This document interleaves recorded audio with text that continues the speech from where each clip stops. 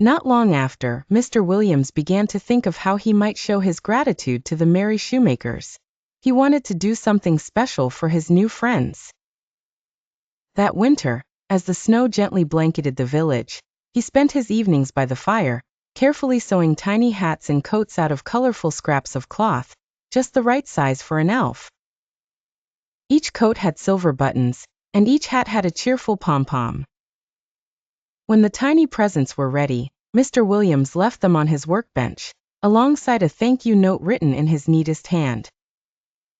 That night, the shop filled with quiet excitement, and when the elves found the clothes, their laughter rang like the bells on a winter's sleigh. They eagerly tried on their new coats and hats, spinning around in delight.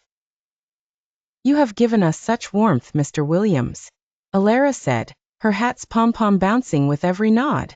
"We will treasure these gifts always." From then on, the elves wore their new clothes proudly whenever they visited the shop.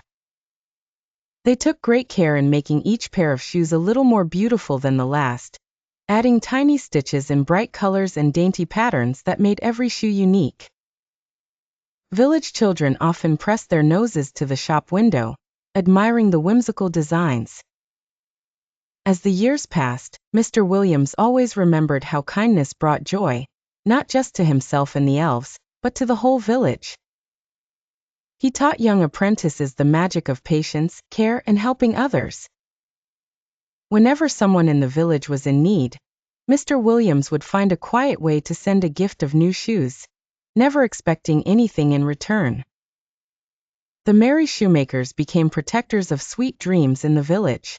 On snowy nights, parents told their children that if they wished kindly and shared with others, perhaps the elves would pay them a visit, tucking little blessings into their own lives.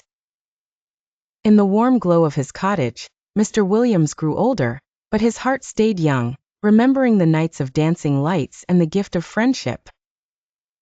The village was forever touched by the gentle magic that kindness brings, and every shoe that sparkled on a sleepy child's nightstand was a quiet reminder.